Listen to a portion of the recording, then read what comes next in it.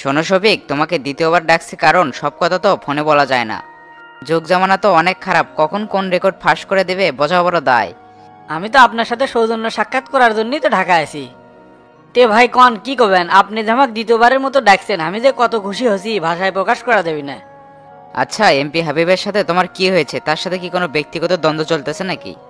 না তো ভাই, তার সাথে তো কোনো আমার ব্যক্তিগত দ্বন্দ্ব নাই, কিন্তু বেশ কিছুদিন হলো ফোন দিচ্ছি কিন্তু ফোন ধরতেছে না। রাজনীতির মাঠে একটা জিনিস বুঝলাম না, কেটে কখন উল্টে দেবে তা বলা যায় না। ব্যক্তিগত দ্বন্দ্ব থাকলে মিটিয়ে নিও। আর হাবিব যে অন্য কারো সাপোর্টে আছে এটা কিন্তু সত্য। লিডারের কথার অ্যাঙ্গেল তো ভালো না, নিশ্চয়ই এমপি তো তাকে সাপোর্ট করতেছে। ঠিক আছে, আমি তাগের সাথে মিটমাট হয়ে চলাফেরা করার চেষ্টা করবো। ভাই কিছু যদি মনে না করেন একটা কথা বলি, তাও মার্কা দিতে কতদিন দেরি হবে? দলের প্রেসিডেন্ট দেশের বাইরে আছে তো কাল পরশুর ভিতরে ফিরে আসবে। চলে আসলেই পেজ লিস্টের মাধ্যমে মার্কাটা ফ্ল্যাশ করে দেব। আমাদের কাজ মোটামুটি শেষ, শুধু পাবলিশ করাটাই বাকি। ভাই আপনি না আমার প্রতি সুদৃষ্টি দেন। সুদৃষ্টি কুদৃষ্টি সব দেওয়া শেষ, আর দেওয়ার কিছু নাই। তুমি এখন যেতে পারো। আচ্ছা ভাই, তাহলে উঠলাম। আসসালামু আলাইকুম। ওয়ালাইকুম আসসালাম। আমার সাথে পাল্টি লিলু তোতা, তোর কি না করলাম তার প্রতিদান এঙ্কে করে বেইমানি করে দিলু। আমিও সবিক চেয়ারম্যান, ছাড় দল লোক আমি না। এই ঢাকা শহরে কি আমার নেতাকর্মী কম পড়ছে রে? ওকে 2-4 নেতাকর্মী আমার পকেটে থাকে। না এঙ্কে করে হবি না, শমশের ভাই ফোন দেয়া দেখা করি, তাই কোনটি আছে দেখি তো। হাত দেয়া কাম না হলেও কোটা দিয়া তো হবার পারে।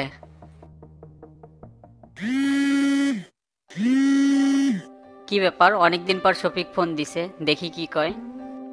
হ্যালো ভাই, কেমন আছেন? এই তো ভালো আছি, তা তুমি কেমন আছো? আলহামদুলিল্লাহ ভালো আছি ভাই। তা আপনার সাথে না দেখা করে লাইল নি, আপনি কুটে আছেন? পার্টি অফিসে আছেন কি? পার্টি অফিস থেকে তো অনেক আগেই বের হয়েছি, এখন তো আমি ধানমন্ডি অফিসে আছি। ঠিক আছে ভাই, তাহলে আপনি থাকেন, আমি সামনাসামনি এসে কথা করছি। আচ্ছা আচ্ছা, আসো।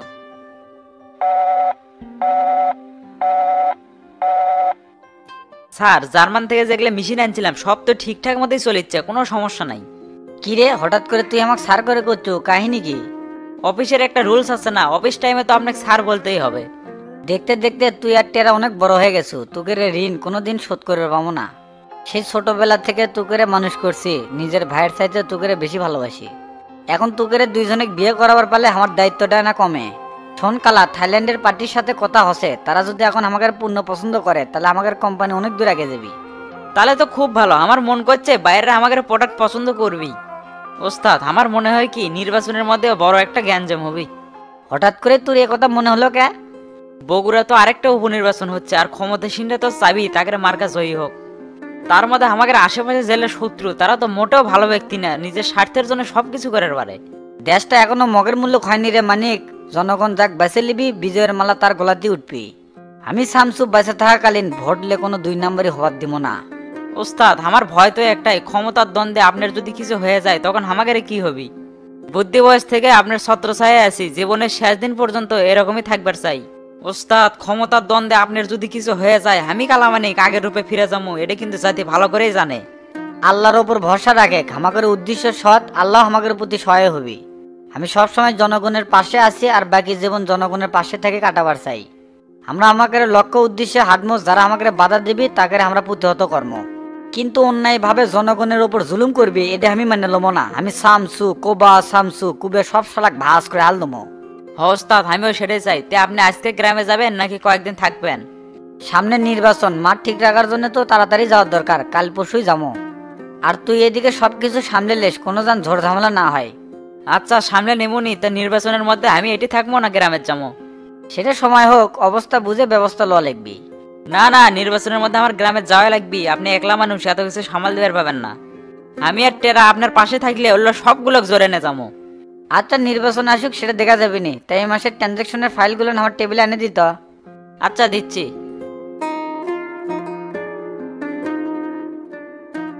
ভাই আসমু? হ্যাঁ হ্যাঁ, ওইখানে দাঁড়ায় আছো কেন, সামনে এসে বসো। আচ্ছা ভাই, যাচ্ছি। তা শফিক, হঠাৎ ঢাকায় আসলা কোনো খবর বার্তা না দিয়ে, কাহিনী কি? ভাই আপনাকে তো জানানি হয়নি, আমি তো শাহজাহানপুরের উপনির্বাচনের এমপি ক্যান্ডিডেট। কি করছো, তুমিও নমিনেশন তুলছো? আমি তো জানিই না। আপনাকে জানাবো ভাবছিলাম, কিন্তু জানাতে জানাতে দেরি হয়ে গেছে। তে ভাই কেন্দ্রের খবর কি, আমি কি নমিনেশন পাবার পারি? আমি তো শুনলাম সাবেক এমপি হাবিব অন্যজনকে সাপোর্ট করতেছে। অন্যজন তো কেউ না, আমাকে মনে হয় সাপোর্ট করতেছে। আরে না, তোমাকে না, অন্য কাউকে। এই মুহূর্তে তার নাম মনে পড়তেছে না। বলেন কি ভাই, এলাকাতে আমার এত জনসমর্থন থাকা সত্ত্বেও দল কি তা বুঝবি না? এমপি যা করবে সেটাই ঠিক। আপনি একটু চেষ্টা করেন ভাই, দেখেন তো কিছু করে পারেন নাকি। আর একটু আগে জানালে ভালো হতো, দেখি তোমার জন্য কিছু করতে পারি কিনা। তবে সাবেক এমপি তোমার পিছনে কাঠি লাগাচ্ছে, এটা কিন্তু মনে রেখো। আপনি আমার রাজনীতির অভিভাবক, আপনার কাছ থেকে আমার রাজনীতি শেখা। যত টাকা পয়সা লাগুক তাও আমি দিতে রাজি আছি, তাও পার্টির মার্কা চাই। ঠিক আছে, তুমি কোনো চিন্তা করো না, আমি তোমার জন্য সর্বোচ্চ চেষ্টা করব। ঠিক আছে ভাই, আপনার সুদৃষ্টি থাকলে হবে। আচ্ছা তাহলে এখন ওটো, ফোনে কথা হবেই নি। গেলাম তাহলে, আসসালামু আলাইকুম। ওয়ালাইকুম আসসালাম। নাল ভাই, এটা তুমি কাম করলে চড়ার মধ্যে গরুক যে ইঞ্জেকশন দিলাম, তো এখন পর্যন্ত তুমি টাকাই দিলা না। তোমার পিছনে ইনকা করে ঘুরলে আমার ব্যবসা তো লালবাতি চলে যাবি। ভাই টাকার জন্য অঙ্কা করে চোখে, তোমার টাকা কি মেরে খামো?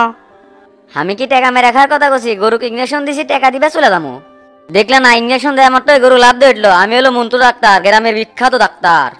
চেম্বারে শত শত রুগী থেকে তোমার সাথে আসলাম, আর এখন তুমি তাল বাহানা করছ। শোনো মন্টু ভাই, ঘটনা হচ্ছে কি, কালকে লিয়াচ্ছি মাল, কাছে একটা টাকাও নেই। আজকে কেনা বেচা করে তোমাকে টাকা দিয়ে দেবো নি। তোমার অত হাই হতাশ করা লাগবে না। আয়নাল যখন কথা দেশে সন্ধ্যের দিকে দিবি, তাহলে সন্ধ্যের দিকেই দিবি। দূর ভাই, সকালে যে একটা বনি করবো সেটাও করবার দিলে না, তুমি টেনে নিয়ে আসলে আমাক। এত আমি কথা কওয়া পারবো না ভাই, গেট করে টাকারও বাই করে দাও, তাইলেই তো আমি চলে যাই। হাই রে, তোমার কথাবার্তার যে সাইজ, তোমার থেকে কি আমি টাকা পাই না সেটা তো একবারও কও না। আমার লাগান দিয়ে মানুষের মধ্যে বাকি থাকলে না, তুমি স্টক করে মরে গেলে নি। কুটকার কথা কুটি টেনে নেছে, ওটা তো আমি হালখাতার ভিতর দিবে চাচ্ছিলাম। হালখাতা করো, কয় টাকা পাও, তোমাকে পই পই করে হিসাব করে টাকা সব দিয়ে দেবো। চেম্বারে রুগী থেকে এসে তোমার গরুকে ইঞ্জেকশন দিলাম, এখন মনে হচ্ছে আমসালা দুটোই হারালাম। কমন সেন্স বলতে তোমার মধ্যে কিছু নাই, মূর্খ মানুষ তো, তার জন্য তোমার বুদ্ধি কম। থাকো, তাড়াতাড়ি ওই রুগীর কাজ যাই, ওই রুগী আবার পলাইলই নাকি। যাও যাও, এটি আর সময় নষ্ট করো না, তাড়াতাড়ি যে রুগী দেখো। পাশে পাশে ঘুরে নেয়, এখন তো তাই কবে। থাকো, গেলাম। 500 টাকা বাকি পড়ছে, সেটার জন্যই কেঙ্কা করেছে। আমি যে 1800 টাকা পাই, সেটার নাম একবারও লেয় না। দেখ তোকে এই টাকার জন্য কয়দিন ঘুরোই। আরে তোতা ভাই, হঠাৎ করে আমার দোকানে কিছু নেবেন নাকি? না না, কিছু নম না। তা ডন কুটির অনেক কি দেখছিল? শালার স্যাংরা কাল থেকে খুঁজিচ্ছি, পাচ্ছি না। ফোন দিচ্ছি, ফোনও ধরতেছে না। মেজাজ একবারে চড়া হয়ে আছে।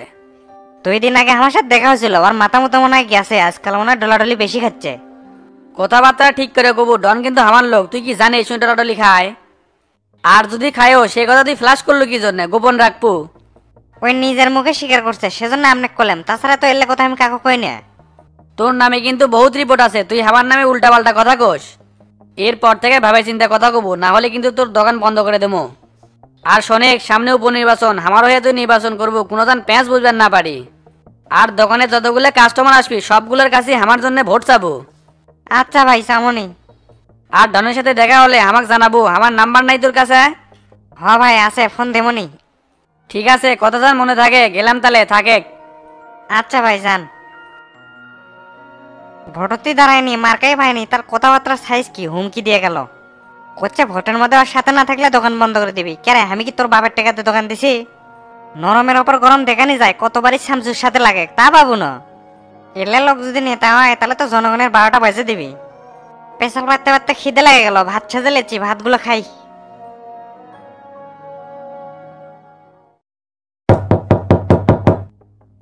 এ গোল্লা, দরজা খোল, না হলে লাত্তি মেরে কিন্তু দরজা ভাঙে ফেল দিলাম। কেডে রে তুই, আমার নাম ধরে ডাকিস, এত বড় সাহস? দরজা খোল আগে, তাহলেই চিনে পারবো নে। থাম থাম, খুলিচ্ছি।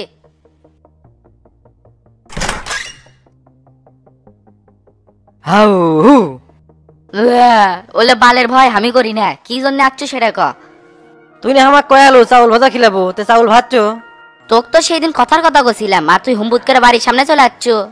বাড়ির ভাত রান্দার মানুষ নাই, সিগারেট খেয়ে দিন কাটাচ্ছি, আর তুই চাউল ভাজা খেয়ে বেড়াচ্ছ।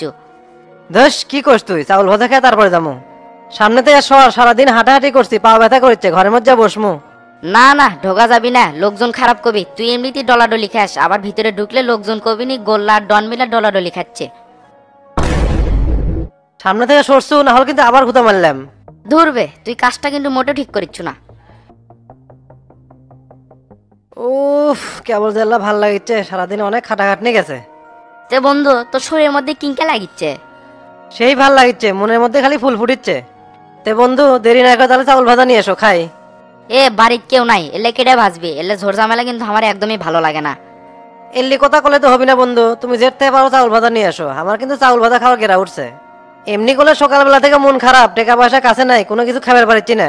সুধীর বেটা তোতা যাওয়ার সময় 1000 টাকা দিয়ে গেছে, ওই টাকা দিয়ে কয়দিন চলবো? এই তুই যে তোতা গেল বাড়িচ্ছু, তোতা না তোর বস। দেখা হলে তো আব্বা আব্বা করবো নি, আবার এটি বড় বড় লেখা ছাড়িচ্ছু। ধুর, উই আমার কিসের বস? আমি আর কাউকে বস মানি না, তোতা আসলে ওখানে পিটামু। দাঁড়া, এটাই তো পারফেক্ট সময়, এই সুযোগ নিয়ে দুইজনের মধ্যে ক্লিক বেজে দেবো। তোক যে ফটিক বস্তার মধ্যে তুলে হুমত্তা পিটাছে, এলে তো সব তোতারই চেলা ছিল। যদিও তোক মেলাবার কভার চাচ্ছিলাম, কিন্তু পরিবেশ পরিস্থিতি ওইভাবে হয়ে ওঠেনি। আজকে সুযোগ পেলাম, তাই সত্যি কথাটা কয়ে দিলাম। ধন্যবাদ বন্ধু সত্যটা ফ্লাশ করার জন্য। সময় সুযোগ হলে এর বিচারও আমি করবো। তাড়াতাড়ি চাউল ভাজার ব্যবস্থা করো, এটি বসে থাকলে আমার হবি না, তালতলা যাওয়া লাগবে আবার। আজকে খাস না রে, অন্যদিন খিলামুনি তোক, আজকে এই প্যারাটা আমাকে দিস না। এ গেছু না, আমি উঠমু, একবার উঠলে কিন্তু সবকিছু উলটপালট করে ফেল দেবো। সকাল থেকে না খেয়ে আছি, মাথা কিন্তু ঘুরিচ্ছে, আর হুটহাট করে কত রাগ উঠিচ্ছে। আচ্ছা লে, তোর জন্য চাল বাজা আমি লেসিচ্ছি, শালাক ধরছে জিন আর আমার প্যারা নেলা ইচ্ছে। তাড়াতাড়ি আসিস, না হলে কিন্তু আমার মাথা গরম হয়ে যাবে। থাক থাক, আনিচ্ছি, এত কথা কসকা। হাত খালি খুসখুস করিচ্ছে, অনেকদিন যাবত কাউকে মারি না, মনে হয় কোনো কিছু ভাঙলে ভালো লাগলো নি। কি ভাঙ্গা যায়, কি ভাঙ্গা যায়, আশেপাশে সোফা টিভি ছাড়া তো কিছুই দেখেছি না, এই দুটোই ভেঙে ফেল দিই। ধুর, কিছুই ভালো লাগছে না, গায়ে তোর আগ উঠলো কিছু।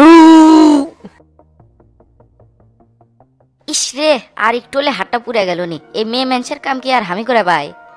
ওই শালাক যে কৃষক আমি চাল বাজার খেলেবার চাচ্ছিলাম, দোষ তো আমারই। ওর সাথে মার্কেটিংও করা যাচ্ছে না, ভূতদের শক্তি গেছে বেড়ে। তার মধ্যে পাশে এক খালা কয়েকদিন পর পরই ছুটি লাই, এই খালাক যে কবে পোজ মেরে দেবো বুঝিচ্ছে না। গরম কারাই ওটি লিয়ে যায় পারবো না, অকটুটি ধরে লিয়ে সেটাই খিলামো।